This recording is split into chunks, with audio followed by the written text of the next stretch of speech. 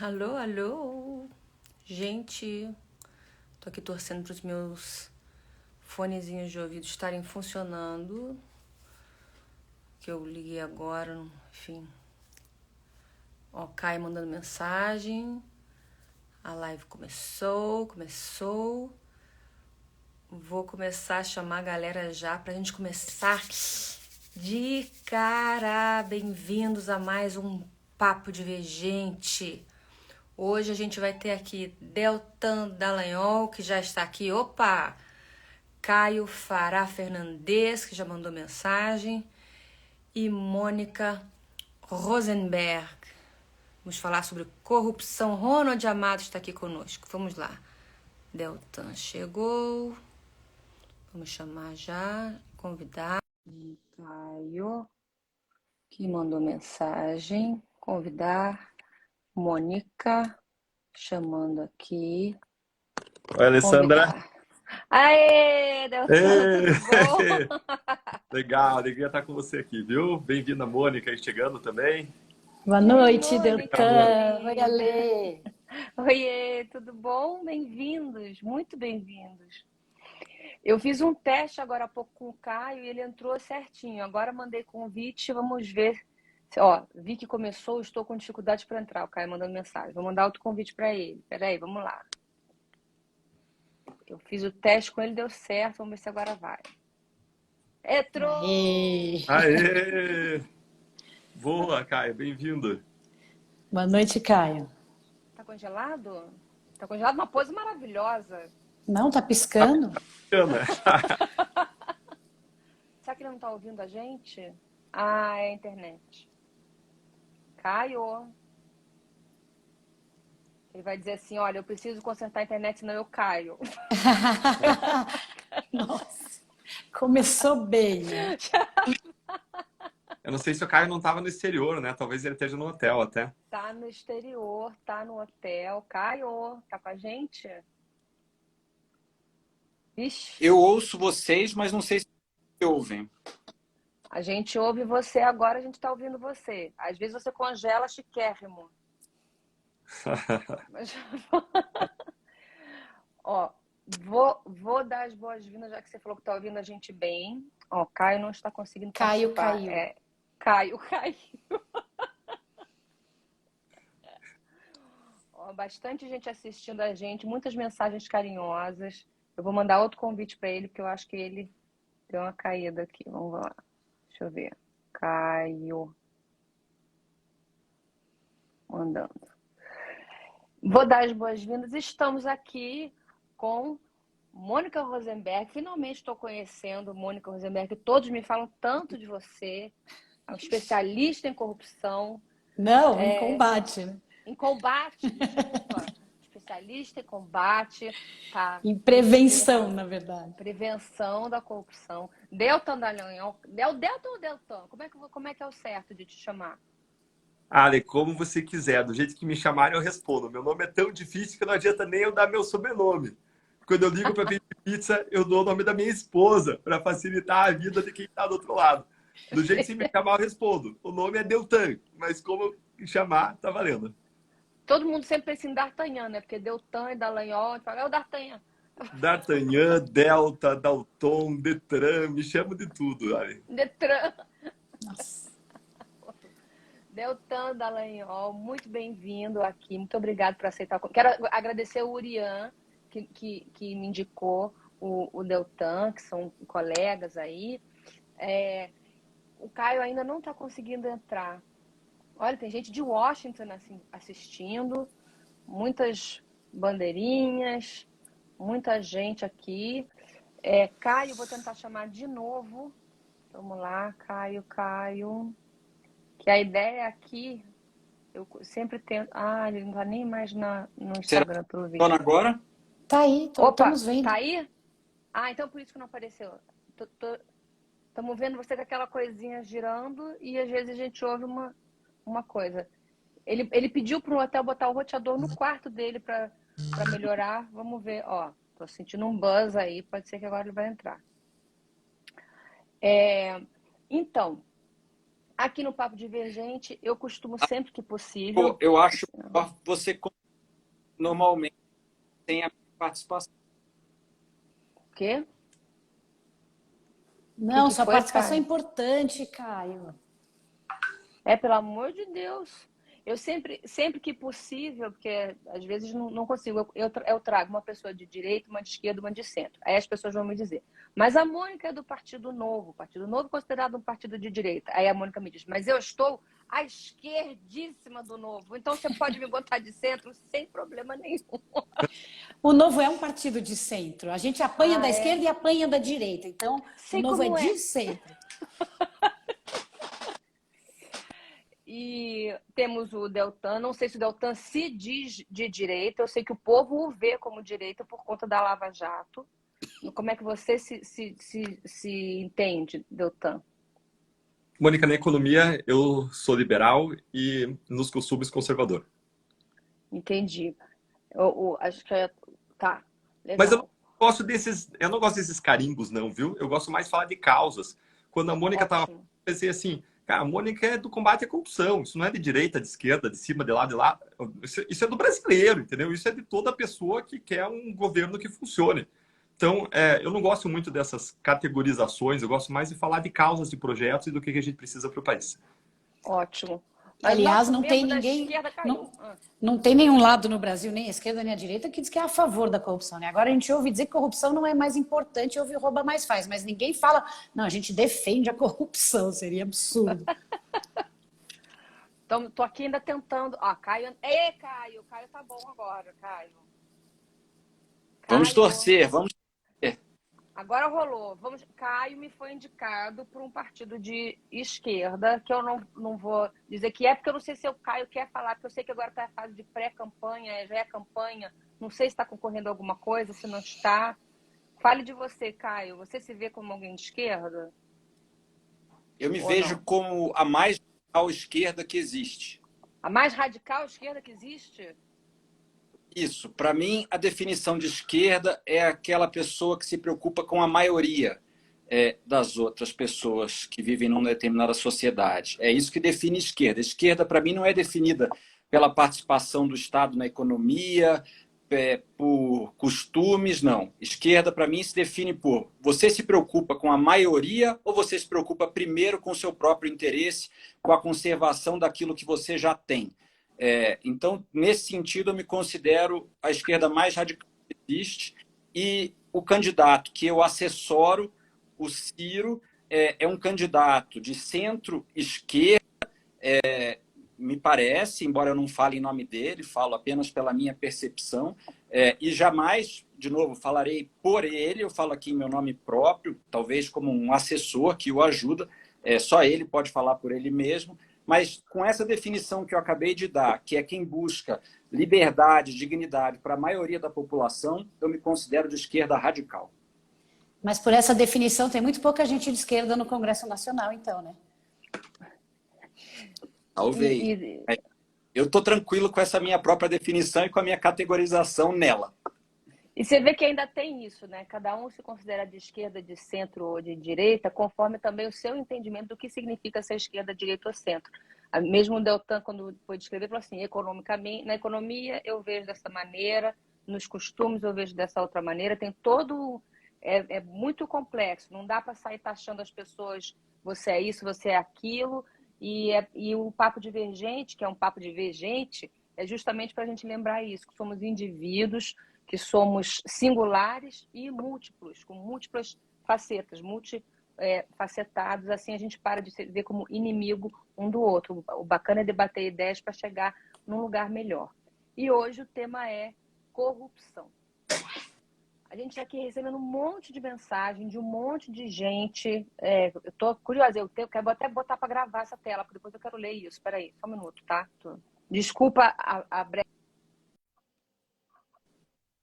pausa, só para eu conseguir gravar, porque os comentários não aparecem depois, são todos maravilhosos.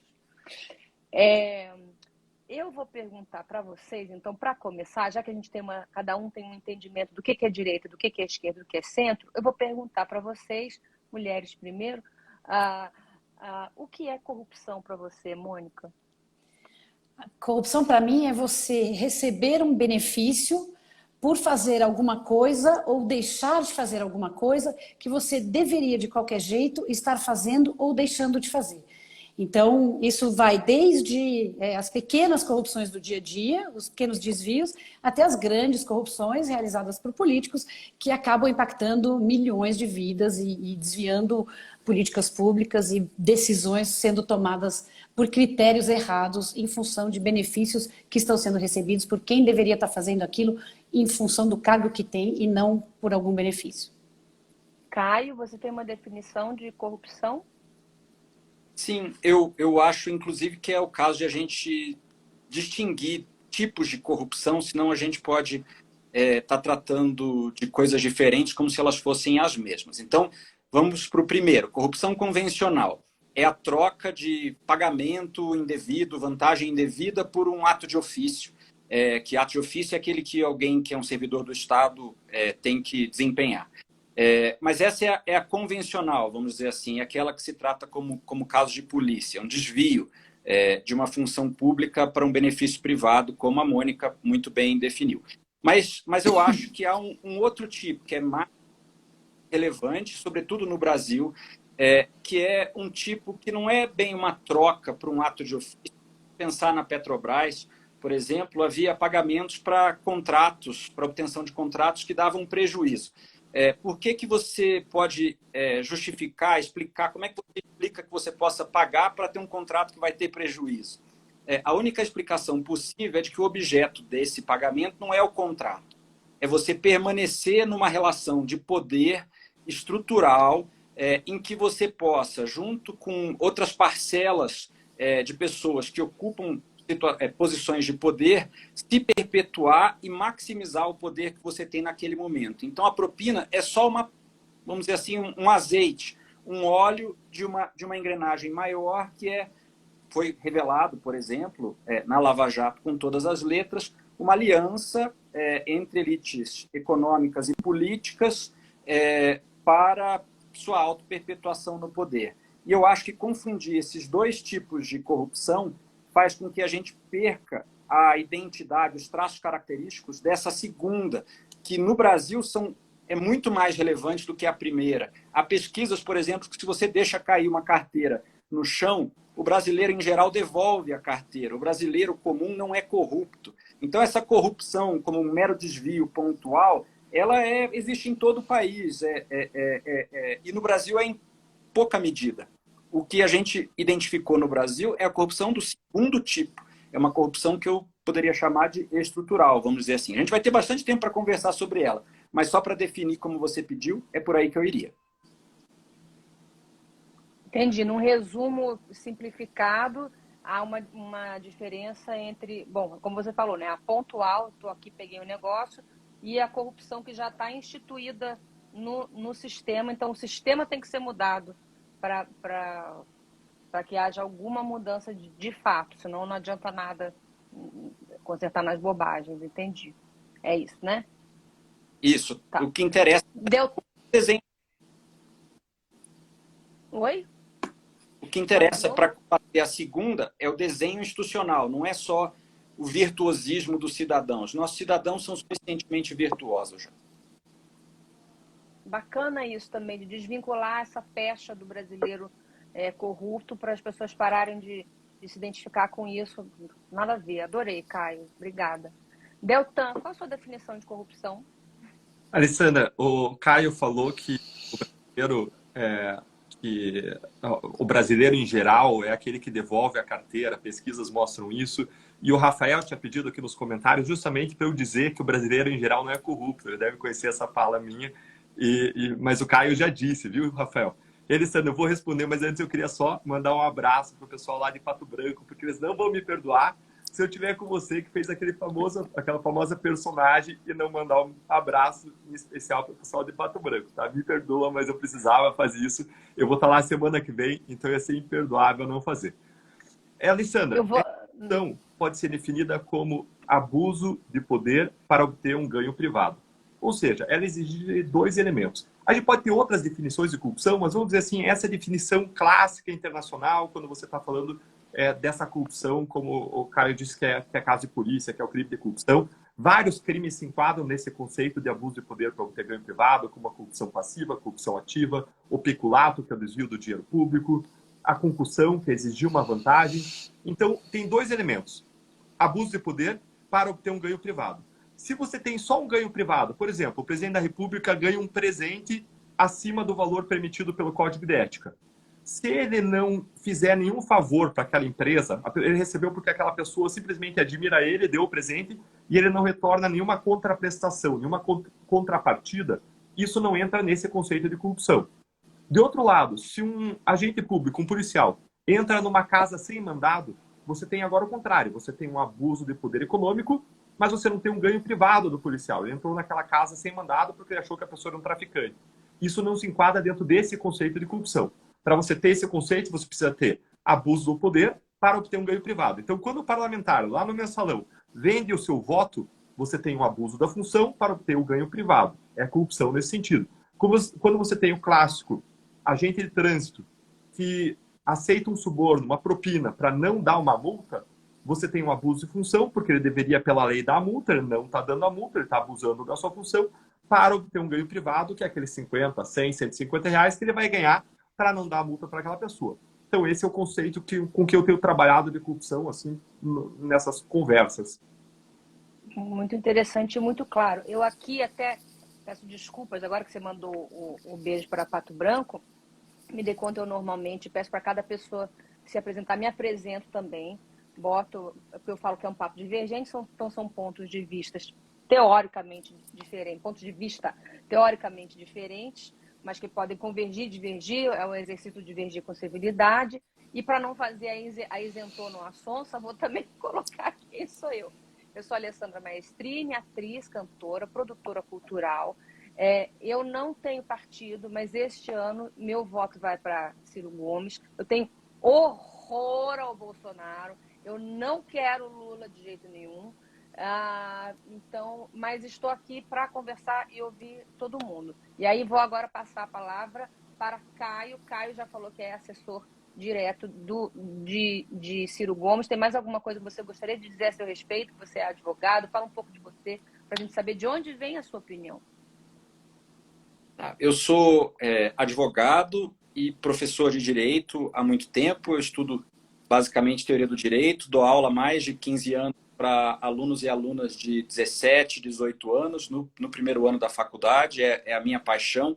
Eu também adoro advogar e para me identificar, eu diria o seguinte, eu acho que os advogados da minha idade têm um dever geracional de renovar a advocacia em si, uma advocacia que não seja uma defesa de qualquer coisa que os clientes falam ou queiram que seja falado, uma advocacia que seja a defesa da integridade. Para mim, é uma loucura que advogados não sejam fiadores da lei. A meu ver, esse é o primeiro papel do advogado, é ser fiador da lei. E eu pretendo, na minha advocacia, fazer isso também. Foi como eu comecei a trabalhar na área do direito anticorrupção, foi tentando fazer com que meus clientes colaborassem com a justiça em troca dos benefícios previstos, mas que colaborassem sobretudo. É isso. Vamos. Bravo, maravilhoso. Deltan? Legal, Ari. Eu queria, em vez de me apresentar, eu queria dizer que eu conheço o Caio, conheço a Mônica. E o Caio eu conheci como advogado, ele foi advogado na Lava Jato, ele advogou para uma grande empreiteira que fez acordo de colaboração, e foi uma pessoa que advogou de modo muito correto, muito ético, sempre sendo muito correto em trazer todos os fatos, em falar para o cliente que tinha que trazer todos os fatos. E a gente deu para perceber em várias ações, em várias atitudes dele, na mesa de negociação, em vários momentos, ele sendo uma pessoa extremamente correta, extremamente ética no exercício da função. É uma das pessoas mais capacitadas na área jurídica. É alguém que, se não me engano, foi até fundador ou diretor da FGV Direito Rio. É alguém que eu admiro na sua capacidade profissional e que eu respeito muito, embora eu tenha uma visão divergente em vários pontos. Como você disse, Alessandra, um quadro para trazer divergência, mas entre pessoas que se respeitam, pessoas que veem que o outro também tem um compromisso com o interesse público, ainda que a gente possa divergir em qual caminho para atingir o interesse público.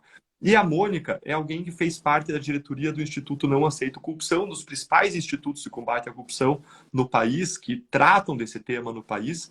É alguém que tem um livro muito bacana que fala sobre corrupção e cidadania, que busca levar conceitos simples, traduzir o assunto complexo de modo simples. É um livro gratuito que está na internet, para quem quiser baixar, difundir, se cadastrar lá, fica a dica para o pessoal.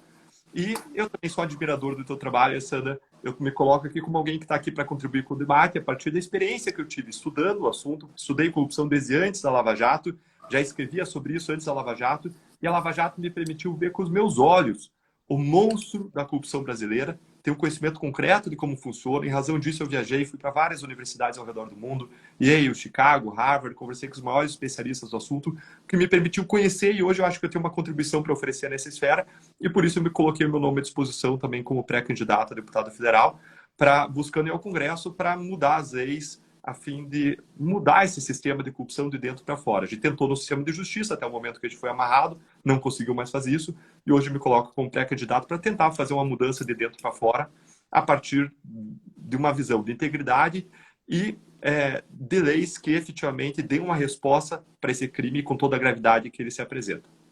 Muito bacana, Deltan. E eu sei que tentaram podar as asas da Lava Jato, tanto o pessoal da esquerda quanto da direita, o pessoal do PT, vi Bolsonaro também querendo fechar a Lava Jato. Então, por aí, de novo, a gente vê que corrupção não é uma coisa nem de esquerda nem de direita e que o corte da corrupção é uma coisa que todo mundo que tem interesse em corrupção quer cortar as asas das armas contra ela. Depois a gente tem que escutar o Caio sobre um conceito que ele tem de suspeição institucional. É um conceito super bacana que ele desenvolveu a partir da visão dele e é um conceito que se aplica muito para a nossa realidade, em que você tem vários agentes públicos corruptos na liderança de várias instituições. É um conceito super bacana, que tem a ver com isso que você estava falando. Muito bacana, Deltan. Mônica, por favor, me conte pra gente um pouquinho de você, o seu livro maravilhoso que diz Somos Todos Corruptos. Eu já baixei, não consegui ler ainda, mas já baixei.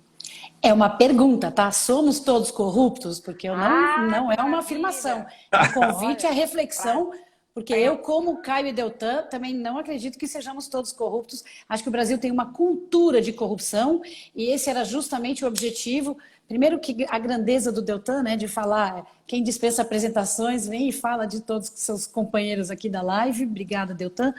Mas eu sou advogada e fui uma das fundadoras do Instituto Não Aceito Corrupção, lá em 2015, e o objetivo era justamente esse, reverter a cultura de corrupção que nós temos no Brasil. E depois de 3 anos dirigindo o Instituto, eu fui candidata em 2018 com a pauta do combate à corrupção. Fiquei de primeira suplente do Partido Novo, fiz 35 mil votos numa campanha só de voluntariado. E aí, justamente escrevi esse livro porque muita gente falava, eu quero combater a corrupção, mas não sei como faz. E ficam esperando que os políticos façam. E os políticos, nós já vimos de todos os espectros ideológicos, não estão fazendo. Então, sou hoje também pré-candidata, estarei com o Deltan lá em Brasília, nós precisamos sim Deputada federal também? Deputada federal também, é no Congresso que se faz a regra do jogo, é o Congresso que está andando para trás, é no Congresso que nós vamos fazer a mudança, temos que parar de discutir presidente, falar de Congresso Nacional. E aí eu queria fechar dizendo uma coisa, não existe falar de corrupção sem falar de falta de ética, são conceitos intimamente ligados. E aí eu queria trazer um exemplo, quando a gente falou de que é corrupção. Quando eu tinha 8 anos, meu pai trabalhava no governo federal, ele era técnico de um ministério, e em dezembro começaram a chegar presentes na minha casa, vários presentes. Eu me lembro, eu era pequena, tinha caixas maiores do que eu, e meu pai devolveu uma por uma daquelas caixas sem abrir, porque ele me disse, se eu aceitar estes presentes, depois, na hora de eu tomar alguma decisão, eu não vou ter a minha consciência absolutamente tranquila. Então, ele devolveu, e isso é ética, é a pura ética, e é nisso que a gente tem que começar a se basear para poder ter uma administração pública diferente do que a gente tem hoje. Perfeitamente colocado, Mônica, muito obrigada. E isso quando a pessoa consegue devolver o presente, né? Eu soube que teve não vou lembrar agora, e nem sei se eu poderia citar de todo modo, acho que era uma jogadora de basquete que acabou entrando para a política para tentar ajudar, como todo mundo aqui, advogados, enfim, entrando para a política para mudar as leis e para resolver para o Congresso, onde se pode mudar as leis, como você bem falou, não adianta só pensar no presidente. E você vai lá dizer assim, ó, eu tenho que fazer uma viagem, vou inventar, R$3.000. Ah, tá bom, aí eles fazem lá uma viagem de trabalho e tal. Quando ela foi checar, tinham votado R$30.000. Aí ela fez a viagem, voltou e falou assim, olha, erraram aqui. puseram 30 mil reais, eu precisava só de 3. Não, não, tudo bem. Ela falou, não, tudo bem, não, esse dinheiro não é meu, eu não quero. Não, diz que a mulher passou anos tentando devolver o dinheiro e não conseguia. E até que finalmente conseguiu, mas descobriu que é assim que eles deixam as pessoas de rabo preso. Você recebe um dinheiro que você não foi atrás, você não pediu, você não aceitou, você tentou devolver, não conseguiu. Mas se você descobre alguma falcatrua, você vai devolver. Mas tem 30 mil reais na tua conta aí, ele vai explicar isso aí. Então, realmente é uma coisa de sistema. Teve gente que ele não sabia de quem era o presente, ele doou. Ele doou, não tem jeito. Gastou o 13º inteiro pra fazer isso. E, Caio, conta pra gente essa história que o Deltan levantou aí. Conto. Antes, só queria ter naquela hora, já estava falando demais, não quis monopolizar, mas queria só ter certeza de que eu faço um registro que é importante, que não é rasgação de seda, porque eu já fiz por escrito há muito tempo atrás, que é o de que, na minha experiência com a Lava Jato, e a Lava Jato não é um monolito, às vezes as pessoas tratam a Lava Jato como um monolito, mas a Lava Jato era um conjunto de núcleos diferentes de atuação. Então você tinha a Força-Tarefa do Ministério Público Federal de Curitiba, você tinha a Polícia Federal atuando em Curitiba, você tinha a Polícia Federal atuando em Brasília, você tinha o Ministério Público Federal atuando em Brasília, você tinha o Juiz Federal e por aí vai, ou seja, eram vários núcleos. Então eu posso atestar, e atesto com bastante firmeza e tranquilidade, que durante toda a minha interação com a força-tarefa da Lava Jato de Curitiba, nunca, em nenhum momento, os procuradores tentaram, por indireta ou direta, conduzir os trabalhos ou os relatos das empresas para políticos específicos. Em nenhum momento isso aconteceu. Na minha experiência, era um trabalho absolutamente profissional, com divergências, como disse o Deltan, que a gente poderia ter, mas o trabalho era conduzido de maneira profissional e sem desvios. Essa é a minha percepção e faço questão de fazer esse registro antes que a gente continue. Já o fiz por escrito outras vezes. Super importante. Bom, suspeição institucional. O que era isso?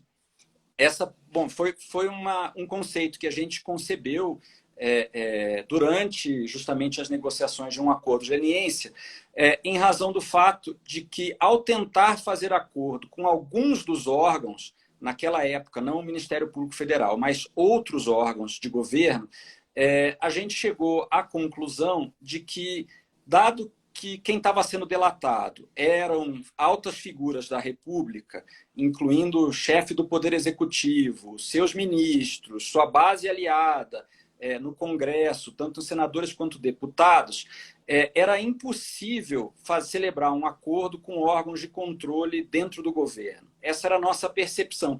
E as empresas deveriam ser, inclusive, impedidas de fazer isso, porque se elas o fizessem, elas poderiam ser pressionadas a justamente atenuar a colaboração que elas estavam fazendo para não prejudicar tanto esses líderes. Então, o conceito era, se eu vou negociar com quem está subordinado a órgãos de poder, que eu estou delatando justamente, eu não deveria estar sujeito a essas pessoas. Qual que é o problema com isso? É que naquela época, quem estava, na nossa visão, sujeito eram certos órgãos de governo, mas o que se verificou depois, talvez seja por isso, não sei, que o Deltan tenha suscitado esse conceito, é que hoje se verifica que mesmo órgãos da República que institucionalmente deveriam ser independentes do governo federal se mostram omissos no combate à corrupção, como se fossem justamente subordinados do Poder Executivo novamente. Eu estou falando, claro, de uma maneira mais genérica possível, por todas as razões do mundo. Mas é possível perceber que hoje, inclusive órgãos como os órgãos que não estão sujeitos ao governo federal parecem subordinados a uma tentativa de cooptação pelo próprio governo federal hoje, que no seu chefe, a meu ver, não demonstra o compromisso com o combate à corrupção, em cima do qual ele mesmo foi eleito, para dizer o mínimo. Eu posso adicionar ali? Eu gosto desse conceito de suspeição institucional e hoje a gente vê ele também nessa quadra que a Alessandra estava colocando, de vários partidos se virarem contra a Lava Jato, vários órgãos se virarem contra a Lava Jato. E mencionei esse conceito porque ele vem muito à minha mente, Caio, pelo que está acontecendo no Tribunal de Contas da União hoje. O Tribunal de Contas da União deveria ser um órgão independente. Ele tem uma área política e uma área técnica. A área política é dos ministros, a área técnica é de auditores concursados. E um ministro que estava no jantar de lançamento da pré-candidatura do Lula, que é afiliado político de Renan Calheiros, uma pessoa delatada na Lava Jato, instaurou um procedimento contra a Lava Jato por conta de diárias, passagens, mas isso ele fez contra toda a área técnica do Tribunal de Contas da União e fez contra toda a área técnica do Ministério Público, a auditoria interna do Ministério Público e todo mundo, e ele instaurou esse procedimento. E tocou para frente, forçou a mão para instaurar, tocar para frente, mandou para a área técnica de novo e a área técnica de novo, de modo independente. Ontem fez um relatório extenso dizendo não tem nada de errado, todas as alegações da defesa do Deltan têm que ser acatadas, não só ele agiu corretamente, mas todos os outros procuradores agiram corretamente.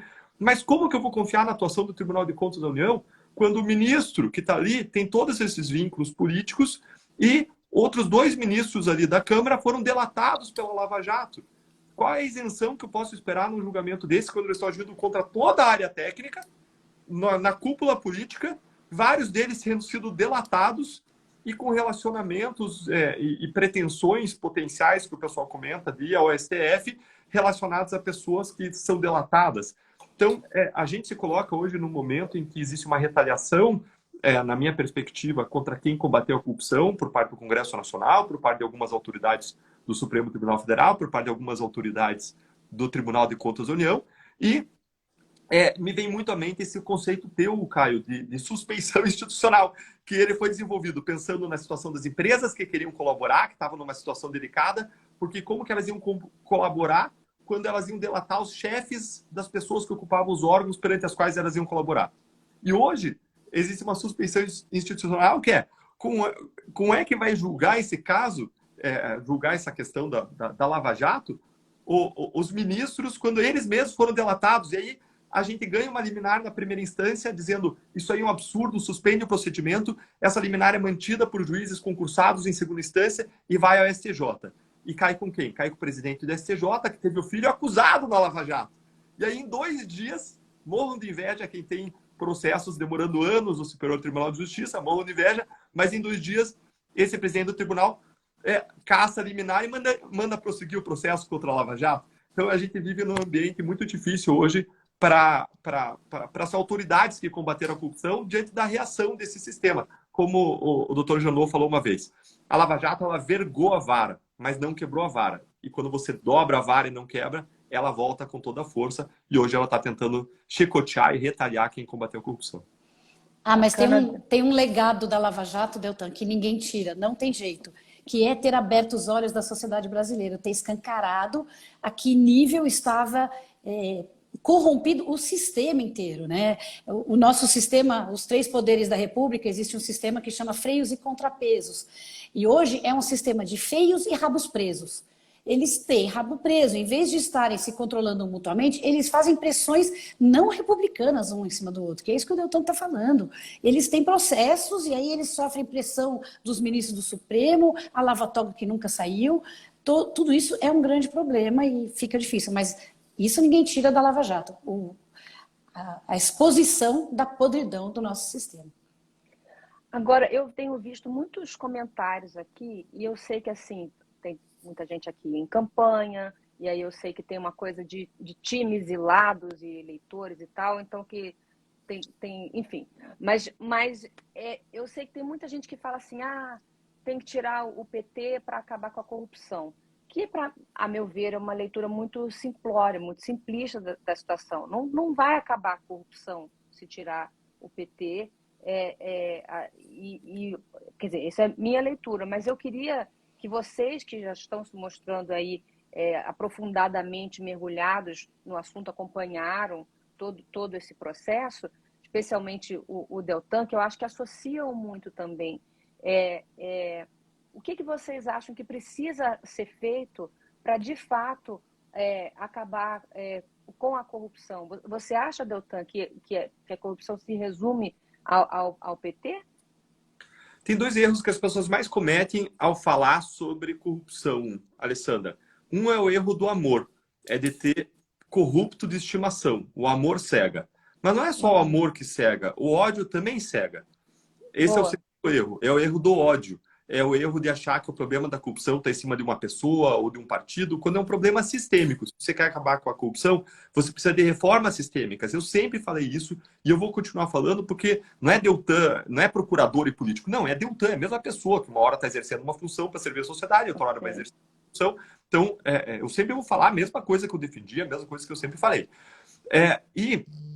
Então, quando a gente vê o problema da corrupção, a gente vê como um problema pluripartidário, um problema que não tem cor no Brasil, um problema sistêmico, um problema de incentivos e desincentivos. A gente pode lançar uma ótica econômica, de análise econômica sobre o problema da corrupção, dizendo existe aí uma equação de custos e benefícios em que o benefício de praticar corrupção é muito maior do que o custo, porque não tem custo.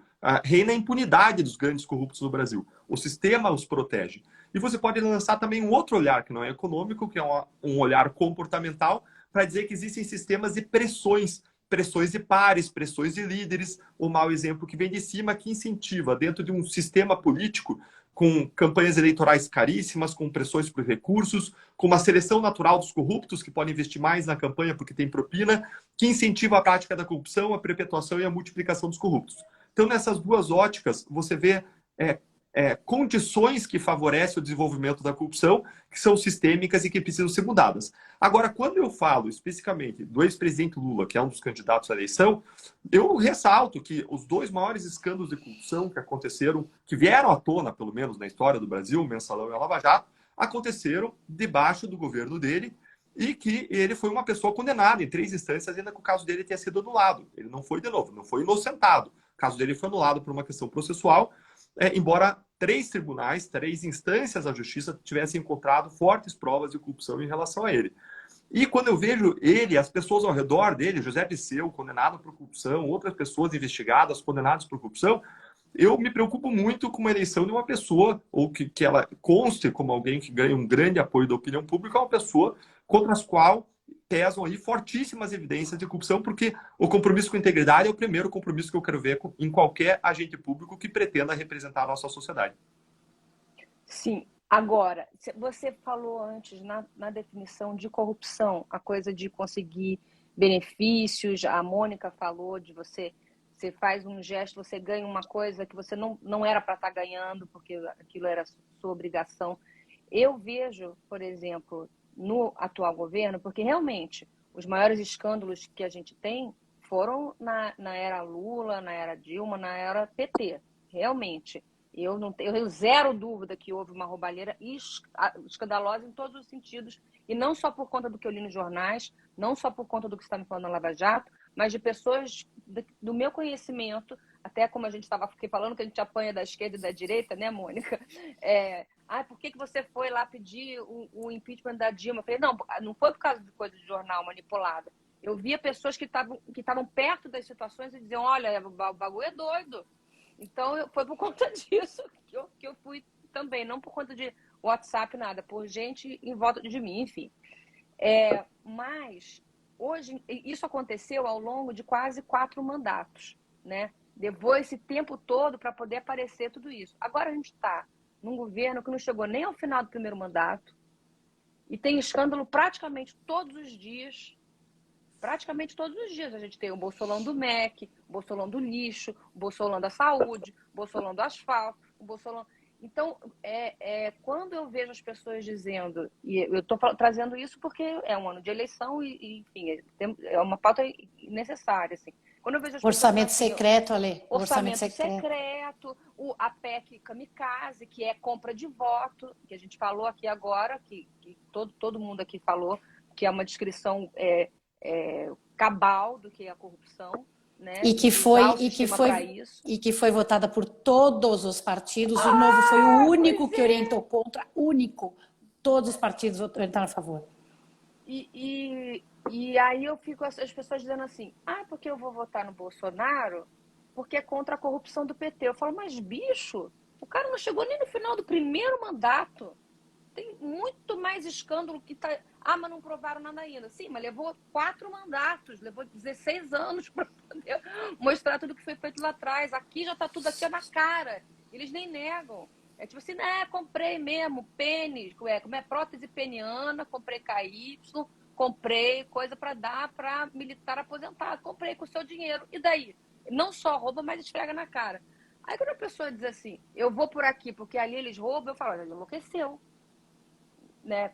E é por isso, eu me colocando aqui, é por isso que para mim é o Ciro, que nunca foi investigado, que tem uma história bacana aí na política, e que, enfim. Mas eu queria saber, deixa eu ver que pergunta que eu coloco aqui para vocês, para não botar ninguém na berlinda, mas para a gente dar uma... Fala, Deltan, diga. Olha, assim, Ali, eu não concordo com tudo que você falou, tá? Porque é Então diferente diga. de casos de corrupção pontuais com casos de corrupção sistêmica, em que a corrupção vira a regra do jogo, organizada, sistematizada, você organiza que órgão vai ser desviado o dinheiro por qual partido e você desvia a um ponto que você estabelece parâmetros, percentuais, etc, tá? Mas meu ponto não é nem esse. Você estava falando agora do atual governo e você disse, não, o Ciro... Desculpa, só te interromper um pouquinho. Você acha que dá para criar um sistema em meio mandato? A questão não é se dá ou se não dá para criar. A questão é o que você tem evidência de ter existido ou de não ter existido. Sim, o que mas aí não dá para você comparar o que existe indicativo não existe de meio. Mas quando você olha para o caso de corrupção do Mensalão, foi lá atrás. Quando você olha para os casos da Lava Jato, a Lava Jato estava rodando a corrupção, né? O Petrolão estava rodando em 2004, que é em meio mandato do primeiro governo Lula. Então, eu não, mas meu ponto que eu queria fazer não é nem esse. Você tá falando do Ciro, e até deixo até a provocação para o Caio, tá? Eu fui olhar, ninguém me falou, eu fui olhar a decisão do juiz que decretou a busca e apreensão do Ciro, tá? E lá, nessa decisão de busca e apreensão do Ciro, eu vi uma série de indícios ali muito consistentes, assim, que apontam também nesse sentido. Então, eu queria deixar a sugestão para você. Depois, dá uma olhadinha, busca e apreensão do Ciro Gomes, decisão do STF, vale a pena você dar uma olhada também, sabe, Alessandra? E aqui eu não, assim, deixa eu fazer uma salva legal, todo inocente, até o trânsito em julgado da sentença penal condenatória, fazer às vezes aqui do Caio também. Agora, a gente tem a liberdade de avaliar as evidências que surgem, né, diante da realidade, lá na decisão judicial, as evidências que surgem de eventuais práticas espúrias. Mas deixa para o Caio falar, que o Caio vai ter um conhecimento de causa maior. Mas você, se... Eu vou mandar, já você vai estar mandando a provocação para o Caio, vou mandar para você também, então. O que você me diz de Bolsonaro com relação à corrupção? Eu não conheço os casos concretos, eu não trabalhei nos casos concretos. Agora, em relação ao caso, por exemplo, do MEC, eu fui olhar a decisão. Não sei se vocês foram olhar a decisão, porque o que você vê? Você vê um monte de discurso e narrativa surgindo para tudo quanto é lado. Então, eu gosto de olhar a evidência, o que você tem de dado. Eu fui olhar a decisão e a decisão é muito vaga.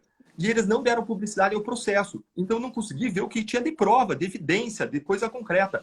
Alguém falou lá de um carro vendido. Eu fui olhar, a história não fazia sentido. Um carro vendido pela filha do ministro para um terceiro por um preço menor. Peraí, mas se ele fosse receber corrupção, ele ia vender por um preço maior, não por um preço menor. Então, aquela história que a imprensa divulgou, para mim, não fazia sentido. Eu não vi ali uma evidência. Na decisão não tem. Vão lá, de novo. Não quero convencer vocês. Quero que vocês vão lá e olhem. A decisão de busca e apreensão do Ciro Gomes me impressionou, mencionando uma série... Você vai votar no Bolsonaro no primeiro turno? Eu não tenho falado sobre primeiro turno, Ali, porque eu tenho desviado o foco das pessoas para o Congresso, porque a discussão sobre a presidência, ela polariza muito. Quando a gente precisa de um bom Congresso, não importa quem você queira para presidente da República, se você não tiver um bom Congresso, esse presidente vai ficar refém de um centrão, de fisiologismo, de corrupção, de toma lá da cá. Então, eu tenho buscado mostrar para as pessoas a importância das pessoas focarem no bom Congresso. E em relação ao presidente, eu tenho dito assim, não olhe tanto para a pessoa, olha para os princípios, valores, projetos, para aquilo que você defende. E aí bata com aquilo que os candidatos defendam para você escolher. Eu tenho defendido que as pessoas se apeguem e se voltem para princípios, para causas e para valores no tocante à eleição presidencial. E que, em relação ao Congresso, tem um projeto muito bom, que é o projeto 200+, que o objetivo é levar mais de 200 pessoas, deputados e senadores, ao Congresso Nacional, que tem 3 compromissos básicos: combate à corrupção, redução e extinção do fundo eleitoral e preparação política. É um projeto apartidário, ele está lá na internet, de entidades apartidárias, ele vai fazer esse filtro, não vai dizer quem são os 200, mas ele vai filtrar no mar de candidatos existentes quem são aqueles que assumem esses 3 compromissos básicos para que cada pessoa no seu estado entre lá, veja quem são os do seu estado e escolha alguém da sua preferência ideológica partidária dentro desses pré-selecionados, dentro desses que passaram no filtro. Porque se a gente falar de eleição presidencial, veja que vai polarizar, será que a gente uma série pode... de discussões. Agora, em relação ao Congresso, todo mundo concorda com isso, todo mundo quer combate à corrupção, todo mundo quer fim ou redução, pelo menos, do fundo eleitoral, e todo mundo quer preparação política, mas a gente não tem lá. Se você passar esse filtro hoje no Congresso, nos 513 deputados, não passam 30. Mas eu estou entendendo, só para dar uma resumida, que apaixonado você não é por nenhum candidato à presidência, porque você estava dizendo. Né? Eu sou um candidato Mas independente, Ali. Tá, bacana. Ale... Tá, Caio? Será que pode tratar desse assunto, então? Se fosse debate eleitoral, ele tinha tomado umas 3 gongos aqui, porque... e posto devia ter uns 10, assim, mais ou menos. Mas eu vou tentar ser rápido. Então, primeiro, acho curioso falar essa história do Ciro, porque investigado por investigado, Deltan também é. E mesmo assim não significa que ele seja culpado por nada. E o Ciro Gomes, nessa decisão especificamente, não foi, a decisão não foi para frente, a decisão foi anulada, a decisão foi considerada ilegal, a busca e apreensão. Então, assim, eu acho que o Deltan é culpado daquilo que ele é acusado? Não. Mas o simples fato de ele ser acusado não o torna culpado, justamente. Então, eu também olhei a decisão e não vi lá nenhuma solidez na decisão do Ciro, não. Mas o mais importante, a meu ver, não é isso. O mais importante, a meu ver, é o seguinte. O que é a corrupção estrutural hoje? Pega aquilo que a gente estava chamando de corrupção estrutural e vamos dizer o que ela é hoje. Aí as pessoas vão dizer, tá bom, acabou o financiamento empresarial de campanha, então não tem aquele mesmo tipo. Mas tem um outro tipo, turbinado e maior do que aquilo. Os volumes do orçamento secreto são maiores do que os volumes discutidos tanto no mensalão quanto no petrolão, vamos chamar assim. E o que é essa corrupção estrutural de hoje, então? A meu ver, ela tem 2 ou 3 elementos. O primeiro é o dinheiro. Então, o dinheiro secreto em volumes bilionários, jamais vistos na história desse país, para citar indiretamente uma pessoa que foi mencionada. Então, jamais vistos na história desse país. Pode citar. Os volumes de corrupção, os volumes de dinheiro que estão indo para o orçamento secreto. Com o quê? Qual que é o segundo elemento? É uma delegação de poder do atual chefe do Poder Executivo para que o Congresso governe a nação no seu lugar. Em troca do quê? Em troca de proteção pessoal e familiar. Se isso não é corrupção, eu não sei o que é. Então, o dinheiro vai em volumes bilionários em troca de proteção pessoal e familiar, numa circunstância em que todos sabemos, ser disso, que diversos crimes de responsabilidade já poderiam estar sendo investigados. E aqui vem o terceiro elemento disso. Então, o primeiro é o dinheiro. O segundo é a delegação de poder em troca de proteção. E o terceiro é o desmonte do aparato de controle contra a corrupção que foi feito pelo atual governo. Desmonte que conta, inclusive, com órgãos que, na época de outros governos, não estavam necessariamente cooptados e que agora estão. E o próprio Deltan é vítima do próprio órgão ao que ele estava vinculado anteriormente, que hoje, a meu ver, em alguns setores, porque a gente certamente não está falando do órgão como um todo, mas está falando de alguns setores, talvez suas lideranças, me parecem inteiramente cooptadas. Então, se a gente junta volumes de dinheiro enormes, delegação de poder em troca de proteção pessoal e familiar e um desmonte do aparato de controle da corrupção, do que estamos falando? A meu ver, estamos falando de uma corrupção estrutural superior àquela que já vimos anteriormente, o que não desmerece, não reduz a anterior, mas simplesmente diz que hoje é grande. Então, essa ambiguidade em relação ao Bolsonaro do Deltan é uma divergência que certamente nós temos, mas que no caso dele talvez seja explicável, porque parte talvez do eleitorado dele tem a ver com o Bolsonaro, eventualmente, ainda que ele não manifeste essa opção, então ele talvez não possa falar com tanta explicitude. Mas me parece claro que, diante disso, o que está em jogo o Lula certamente não pode falar sobre combate à corrupção, seria risível. O Bolsonaro não pode falar sobre combate à corrupção. Seria risível. O Ciro pode, com toda a tranquilidade, cara limpa, mundo vir e apresentar um projeto como é aquele que nós construímos. Então, junto, tentando formular propostas, desenho institucional, como eu mencionei aqui. Mas eu vou parar, porque a Mônica também deve ter seu espaço, eu já falei demais. Muito obrigada. E eu justamente o que eu vou dizer olha só, nós estamos discutindo nomes de presidentes e a gente precisa achar soluções para os problemas do Brasil. Nós temos 33 milhões de pessoas passando fome em um país absolutamente contaminado pela corrupção em todos os lados, em todos os partidos políticos, ou quase todos. E aí, em vez da gente estar procurando soluções, nós estamos procurando culpados. Nós estamos discutindo quem roubou mais. Nós estamos discutindo se foi o governo do PT ou do Bolsonaro que roubou mais. E não é por aí que a gente vai achar as soluções. Então, o que a gente precisa realmente fazer é começar a discutir quais são os mecanismos, é começar a discutir o fim do foro, é discutir redução de burocracia, mais transparência, como que a gente reduz, como que a gente evita as oportunidades de corrupção e sair desse debate de quem roubou mais, de quem fez mais. A gente sabe que tem 2 candidatos à presidência aí liderando as pesquisas que já mostraram que os seus projetos para o Brasil não resolviam os problemas do Brasil. Então, vamos focar no Congresso e começar a discutir mecanismos de prevenção, mecanismos de combate, transparência. O doutor falou dos tribunais de contas, assim, falta transparência lá, falta transparência em tanta coisa. É por aí que a gente vai resolver o problema. E é a sociedade se mobilizando e dizendo nós queremos políticos éticos. Eu adoro o projeto do 200+. Políticos éticos. Como é que eu vou saber que político é ético, que político não é? Tem algumas plataformas muito importantes, mas tem uma muito simples, gente, o Google. Dá para dar uma pesquisada básica, receber o nome de alguém, olha, ver o que é, ver a história dessa pessoa e vamos focar no Congresso, porque é lá que a gente vai fazer essa mudança. Já falei isso nesta live. Sim, todos estão falando isso, estão certíssimos. Gente, vamos focar no Congresso. É no Congresso que a gente consegue mudar as leis, é no Congresso que a gente consegue mudar as coisas. Temos que lembrar que o governo não é feito de uma pessoa só, né? E eu concordo, achei brava, Mônica, brava. Vamos sair do foco das pessoas e entrar no plano das ideias, que é um plano mais elevado. Se é para a gente trazer alguma coisa das pessoas, sejam elas quais forem, é trazer o que aconteceu com essas pessoas que a gente discorda, que é para mudar para o próximo que vai entrar. Por exemplo, isso de mudar os cargos das pessoas que estão fazendo as investigações, para mim já é uma loucura, né? Porque, estão investigando alguém da família presidencial, manda trocar. Então, tira o Moro, tira o delegado, manda trocar. Aí assim é fácil dizer que não tem corrupção, né? Ninguém pode ir lá meter o dedo. Mas tudo bem, eu voltei para as pessoas. Vamos voltar para as ideias.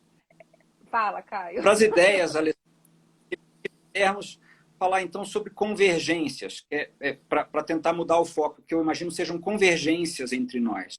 Então, por exemplo, propostas que, a meu ver, me parecem ser aquele mínimo, o mínimo denominador comum entre nós são, por exemplo, a mudança constitucional para autorização da prisão a partir de condenação em segunda instância. É o mínimo.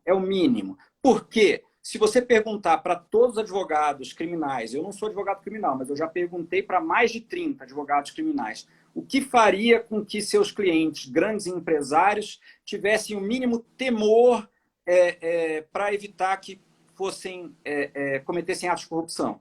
Primeira resposta de todos eles: prisão em segunda instância. Segunda ideia, que me parece ser um mínimo denominador comum.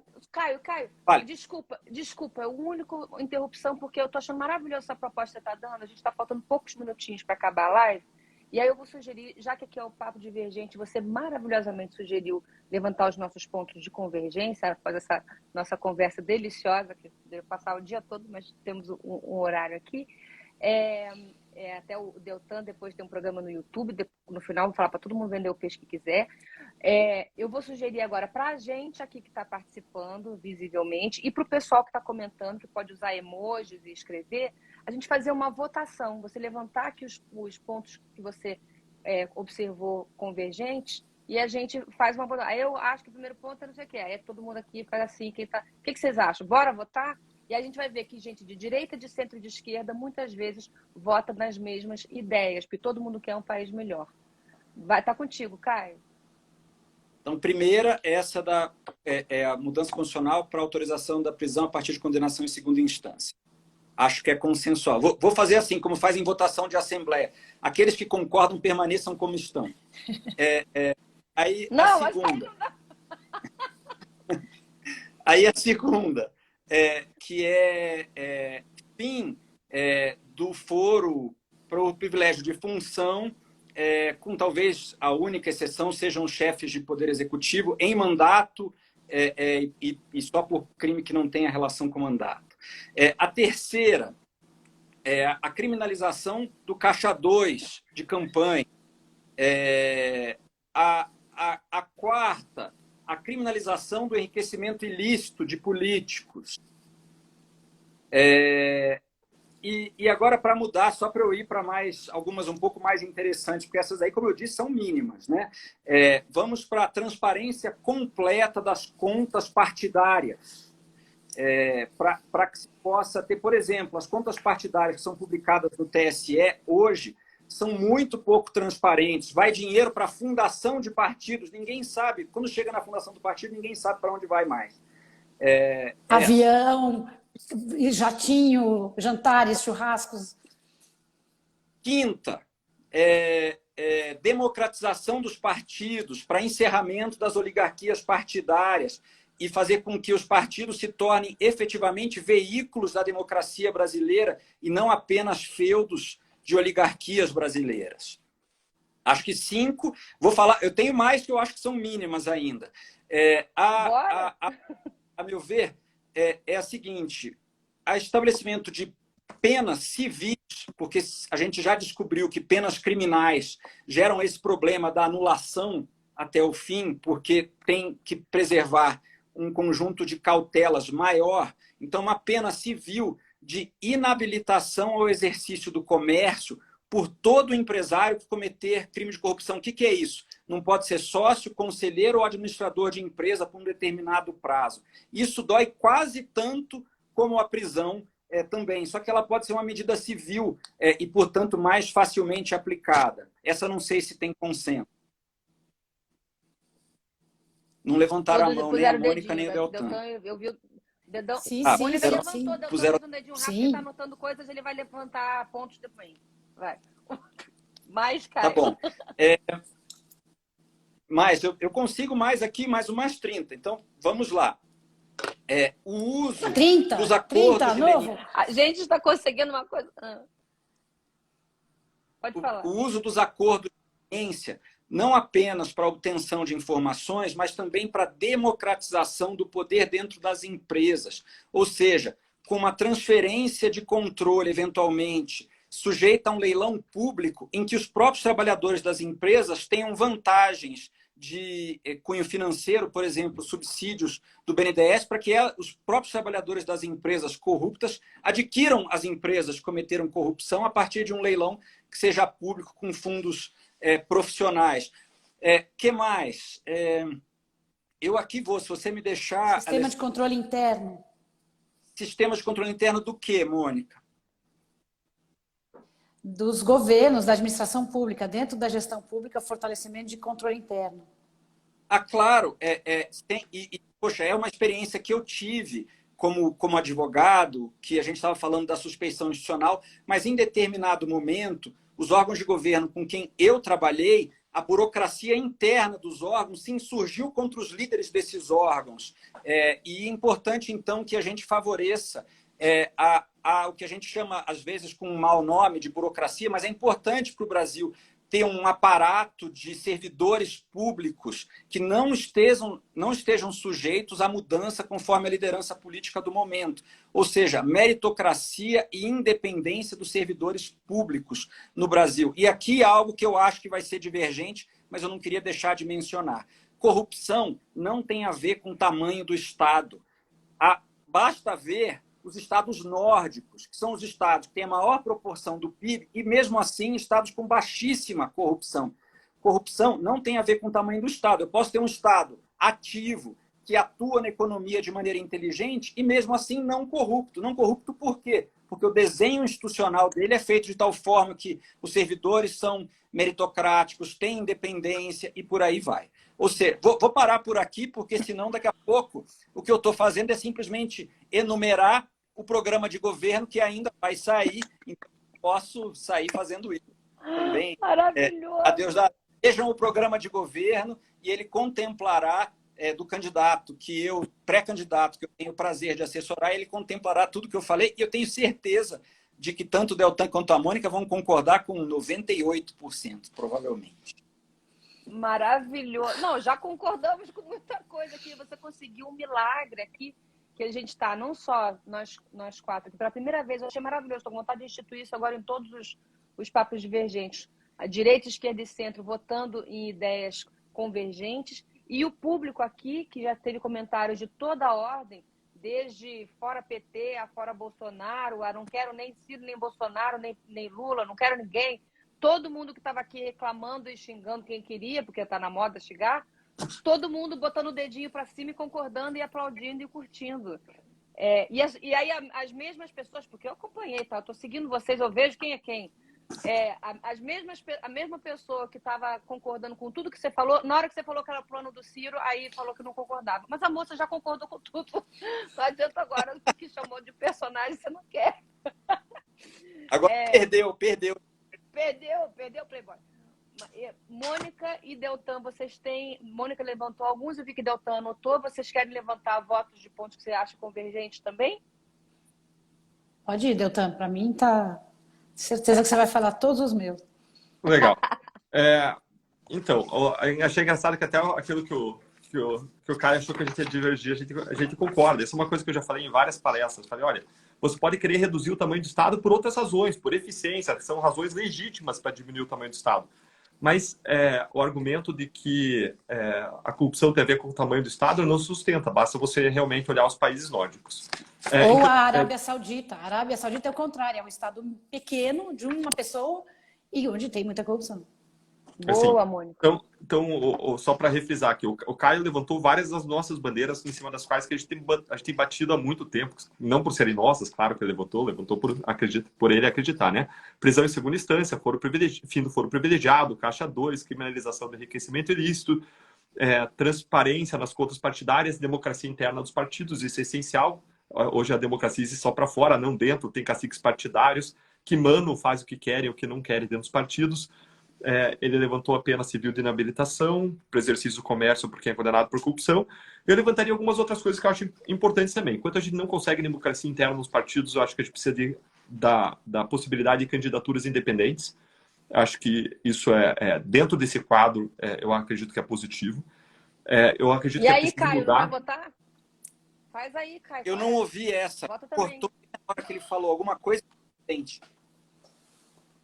Então fala de novo, Deltan. Legal. Caio, eu defendo as candidaturas independentes, que existem na maior parte dos países do mundo, não existe no Brasil. Num quadro em que exista democracia interna nos partidos, não dá para ver tamanho, Caio.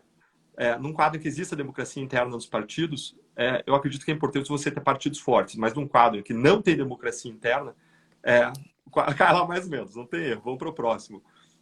Outra coisa que eu defendo é a mudança nas regras de prescrição penal. As regras de prescrição hoje faz com que os casos de corrupção tendam a prescrever, e ainda que você instituísse prisão em segunda instância, você ia ter a pena começando a ser executada e esse caso prescrevendo lá na frente.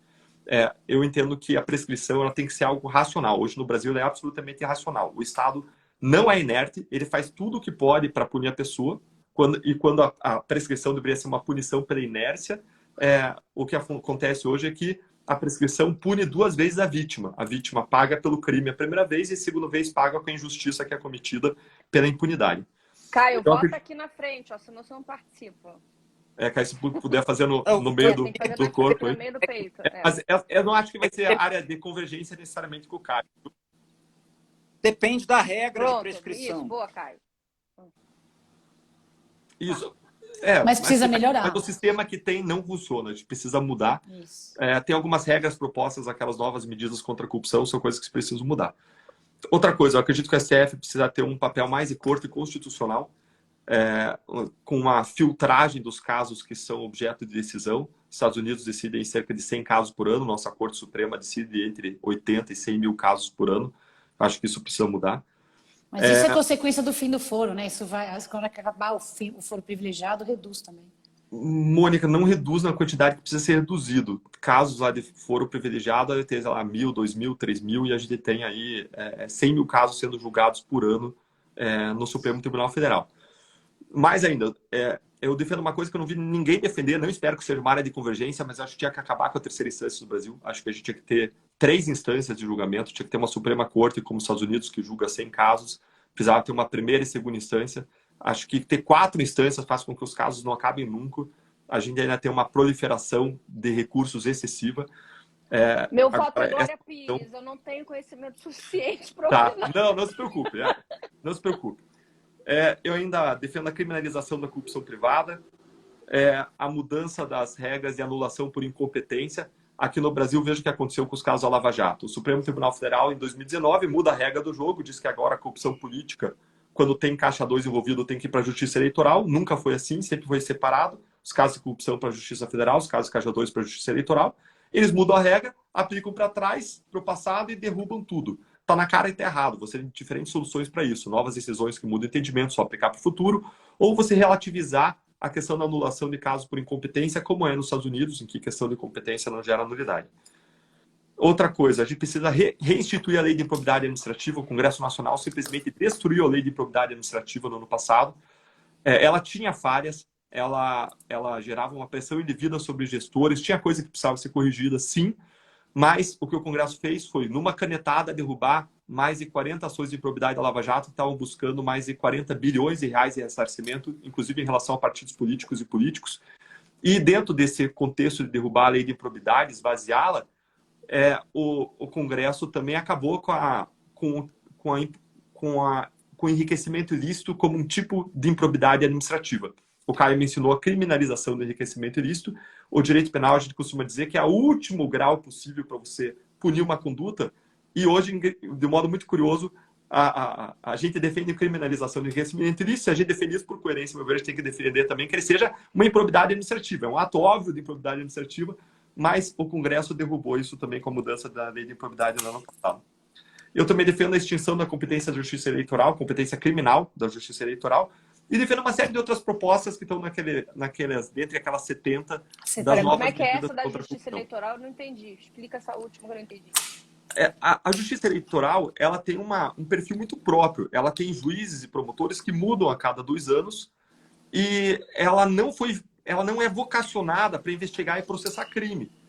E quando você olha lá, as penas não são executadas, as penas são baixas ou os casos prescrevem, não funciona você dar competência criminal para a Justiça Eleitoral. E um modo simples de você resolver o problema que o Supremo criou em 2019, quando mandou para a Justiça Eleitoral todos os casos de corrupção política, sempre que existe uma destinação de parte da propina para a Caixa 2, para a campanha eleitoral, um modo simples de você resolver isso é você acabar com a competência da Justiça Eleitoral para investigar e julgar casos criminais. Aí tudo fica na Justiça Federal. Só para explicar o contexto, Thali. Em 2019, o Supremo mandou para a Justiça Eleitoral todos os casos de corrupção política, sempre com uma parte da propina investida em campanha eleitoral. Isso ferrou o passado, porque ele permitiu que essa regra fosse aplicada para o passado, foi uma leitura que ele fez na Constituição. Isso permite que você derrube os casos da Lava Jato, mas isso também acaba com o futuro do combate à corrupção, porque a Justiça Eleitoral não é vocacionada para investigar e processar casos complexos como de corrupção e de lavagem de dinheiro. Entendi. Então, posso colocar 2 pontos? Claro, por favor, Mônica. Aqui foi falado que tinha que reduzir o número de deputados. Eu acho que isso não resolve, porque isso concentra poder na mão de menos deputados e concentração de poder sempre aumenta corrupção. O que eu acho que a gente precisa mexer é mexer na lei eleitoral, porque 45 dias para fazer as nossas ideias chegarem aos eleitores é muito pouco, a não ser que você seja um Deltan Dallagnol. Então, nós estamos aqui tendo que dizer que somos pré-candidatos, porque não pode falar que é candidato, e é mais difícil você chegar, você é obrigado a gastar muito mais dinheiro, e isso fortalece a corrupção. Então, uma mudança na lei eleitoral para permitir mais tempo e uma maior aproximação entre o eleitor e os candidatos fortaleceria a democracia e permitiria uma escolha melhor e talvez teria menos corruptos em Brasília. Ou seja, sair da hipocrisia de dizer que esse tempo todo que eu estou falando com um monte de gente, que eu sei que está todo mundo... O que é uma pré-campanha, gente? É uma campanha no começo. E, bom, olha, a gente está aqui, são 9h15, às 9h30 eu tenho um outro compromisso. Então, eu quero primeiro de tudo, agradecer imensamente a participação de vocês. Vou chamar o Caio de novo, que Caio, ele diria. E eu quero agradecer imensamente. Diga, Daltan. Eu queria falar, mas eu queria falar com o Caio aqui. Eu queria só fazer um contraponto à comparação que o Caio fez antes. O Caio falou, olha, o Ciro Gomes sofreu uma busca apreensão, investigado, isso não significa... Não, mas eu faço questão porque, assim, se não dissesse respeito a mim pessoalmente, eu ia deixar passar. Mas o Caio falou, não, mas o Deltan também está sendo investigado, isso não significa que é culpado. Mas uma situação não tem nada a ver com a outra. Eu não estou sendo investigado por corrupção, por desvio de dinheiro público, não tem inquérito em relação a mim, não teve busca e apreensão em relação a mim, não tem decisão explicando. Eu fui até reolhar aqui a decisão, Caio, mas eu não vou entrar no mérito aqui com você. Vamos deixar para cada um ir lá. Se você colocar decisão, Ciro Gomes, file type, PDF, todo mundo vai poder acessar e ver o que o juiz escreve lá, os indicativos. Vou deixar para avaliação de cada um para a gente não entrar nesse mérito. Mas a situação de Deltan e de Ciro Gomes não tem nada a ver uma coisa com a outra. Ciro Gomes, alvo de inquérito policial, objeto de busca e apreensão, com base nos indicativos que bem ou mal o juiz descreve lá. E Deltan tem uma apuração administrativa do Tribunal de Contas contra toda a área técnica por um ministro político que é afiliado do Renan Calheiros, está no jantar de lançamento pré-candidatura do Lula. E não é uma investigação criminal, não é alvo de busca e apreensão, não tem delação me indicando em nada. Então, assim, as situações são completamente diferentes. Eu só queria fazer essa distinção sem entrar no mérito de novo desse caso para não dar mais pano para manga. Mas Caio tem direito a uma tréplica. Eu respeito, consideração. Caio tá congelado. Se a internet permitir, né, Ale? Eu não sei se permite, mas se a internet permitir, o que eu diria é que, se são simplesmente os dois investigados, não faz diferença pelo quê. O que não dá é para usar seletivamente, dizer, é um indício, então, portanto, é culpado. É um indício. Em qualquer dos dois casos, em parte, alguns dos processos que Deltan sofreu já foram por abuso de poder, eventualmente, por investigação fora dos padrões legais. Então, são coisas relevantes que eu julgo que estavam incorretas, mas também ocorreram. Ou seja, eu acho que a gente tem que parar com esse negócio. Ou é de direito, ou não é. E a gente não pode brincar com isso. Então, tem a institucionalidade das regras. A institucionalidade das regras deve ocorrer. E, em paralelo, a gente briga para mudar as regras e melhorá-las a partir de um desenho institucional mais adequado. Boa, Caio. Todo mundo aqui com voz, vocês todos se conhecem também. Vocês podem se telefonar depois, a gente pode fazer uma outra live outro dia também, se a gente quiser. Eu quero mais uma vez agradecer imensamente a presença de todos. Agora fico aqui me perguntando se eu devo me colocar nessa coisa ou não para dizer a minha posição. Eu sou imensamente grata à Lava Jato, como bem disse a Mônica, que abriu nossos olhos e mostrou muita coisa importantíssima da gente ver e para caminhar para um lugar melhor. Ao mesmo tempo, eu compreendo quando o Caio diz que foi por conta até onde eu entendo, né? Por conta de deslizes que aconteceram no processo da Lava Jato, que, a meu ver, a gente chegou hoje na mão desse maluco por conta do antipetismo, porque a gente trouxe tudo o que havia de errado, de erradíssimo, que precisava realmente ser combatido, mas como no final, por conta de regras que, eu não sou advogado, sou nada, regras que deviam ser de um jeito e foram feitas de outra maneira, e aí todo o julgamento acabou sendo anulado, também ficou essa polarização de quem entendeu ou comprou a ideia da Lava Jato e quem achou que porque foi anulado não valeu nada. E aí nisso, para mim, hoje a gente está aí nessa coisa, a meu ver, entre um corruptíssimo e um psicopata também corrupto. Mas, de novo, sou gratíssima a tudo que a Lava Jato trouxe e não, de novo, Glória Pires, não tem entendimento suficiente para saber o quanto que esses percalços foram necessários para se poder fazer tudo que foi feito. Não sei se você quer uma tréplica disso, já que diz respeito a você, Deltan, me fala. Quer? Então, Quero, com certeza, com certeza. Posso- Eu até pensei assim, como é que ela tá fazendo o fechamento, trazendo novas questões? Sim, claro que eu quero, lógico. tá bom, Novas Porque... Desculpa, eu vou deixar o Caio falar antes. Que aí já... Alessandra, posso só fazer eu vou pedir 3 minutos para cada um, porque depois eu tenho que entrar no meu negócio, 9h30. Fala. Pode ir, Caio, por favor. o esclarecimento seria o seguinte: eu não disse que o Bolsonaro é culpa da Lava Jato e nem disse que houve deslizes necessariamente. Eu reitero o registro que eu fiz no início. A meu ver, o Bolsonaro é culpa do Bolsonaro. E a gente tem que tirar o Bolsonaro, tão simples quanto isso. Mas o Bolsonaro é culpa dele. Não acho que a simples aplicação do controle de corrupção que houve, independentemente da tenha gerado isso. A culpa é nossa, na verdade. A culpa é nossa. O Bolsonaro é uma culpa nossa. Ainda que eu não tenha nunca sequer chegado perto de votar nele, ao contrário, mas o Bolsonaro, a culpa é nossa. Então, eu não disse em nenhum momento que achava que o Bolsonaro era culpa de deslize da Lava Jato, e eu reitero o registro que eu fiz no início, de que, na minha experiência, a atuação foi absolutamente profissional dos procuradores. Super importante você falar isso, muito obrigada. E se foi isso foi isso que eu dei a entender. Peço desculpas até porque eu tive lá à frente para tirar de mim, todo mundo me acusou disso mesmo. Falei assim, culpa sua, você que botou ele aí. Eu falei, gente, eu não sabia que existia esse maluco, cara. Não tem nada a ver com isso, cara. Tá, vai, Deltan, tá contigo. Legal, deixa eu falar, e depois o Deltan fala de último. Eu quero falar rapidamente. Vai. Eu quero sair de novo da questão de quem é a culpa e falar como que a gente resolve e dizer para a sociedade que nós temos que começar a nos posicionar claramente contra a corrupção. E eu quero convidar vocês a baixarem o meu livro, que está de graça na internet. Somos todos, www.somostodoscorruptos.com.br, e ele fala de sociedade, ele não fala de corrupção nem de políticos, quem é culpado. Nós, o que nós podemos fazer para reverter esse quadro e começar a botar gente séria em todos esses níveis. É isso aí, e é a gente que vai fazer essa mudança. Então, Deltan, a palavra é toda sua, e foi um prazer estar aqui nessa live, nessa conversa tão rica com vocês três. Legal, vai, bacana. Deltan. Mônica, tá com você, Caio, Ali, obrigado mais uma vez.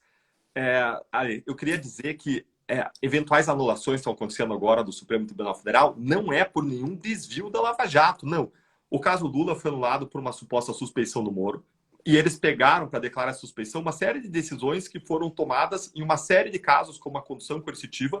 O Lula era o caso 118, 119, e aí usaram isso, juntando uma colcha de retalhos com outras decisões, como aquela que liberou o áudio entre ele e a Dilma, juntaram tudo e disseram, o Moro é suspeito. Eu discordo profundamente da decisão. Agora, essa foi uma decisão, a meu ver, absolutamente equivocada. E fora essa, todas as outras decisões foram anulações feitas com base em mudança de regra, e a nova regra foi aplicada para o passado, como se eu tivesse que adivinhar a regra futura. Todos os outros casos. Ou seja,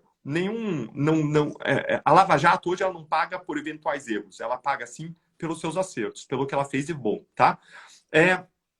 Segundo ponto.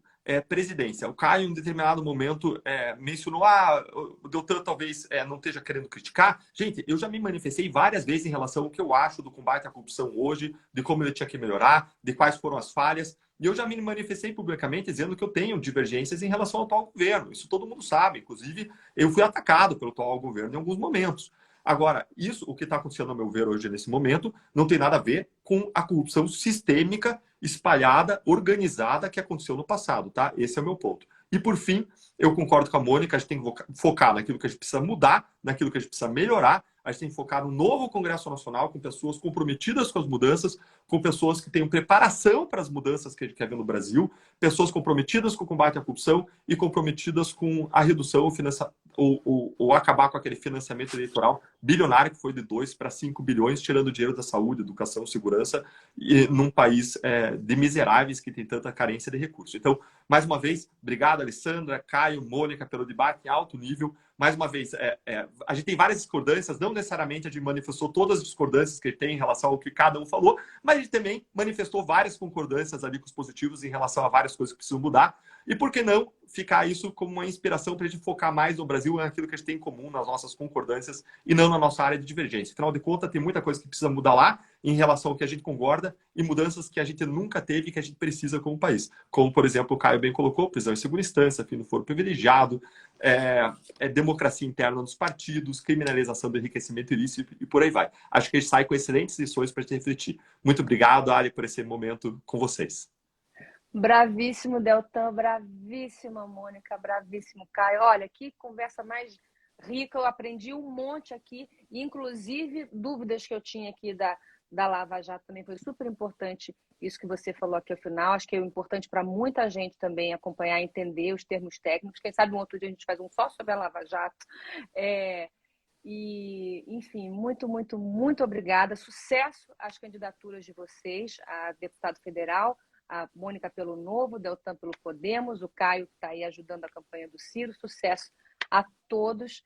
Muito obrigada e que a gente consiga construir um Brasil mais livre, mais lindo, mais forte, mais bacana, mais convergente, que a gente possa divergir assim com riqueza de futuro, não é?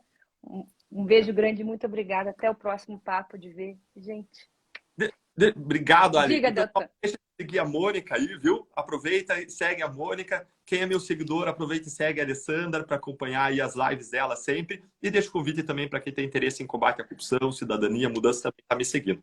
Obrigado, viu, Ali? Mais uma vez. Grande beijo. Boa, Deltan. E vai ter sua coisa no YouTube agora ou não? O que era do Não, YouTube? na verdade, o que eu queria era eventualmente pegar algum trecho e transpor. Tava só pedindo tua autorização antes, para depois a gente fazer. Tranquilo. Imagina, acompanhem, sigam aí o Deltan, a Mônica. O Caio não tem Instagram, ele veio só para participar mesmo com a gente. Não, ele mandou mensagem aqui agora para mim, dizendo que não está conseguindo entrar. Caio, muito obrigado mais uma vez. E a vocês que participaram com seus comentários e votando nessa coisa inédita, maravilhosa, mostrando que o Brasil pode ser um só e muito bacana.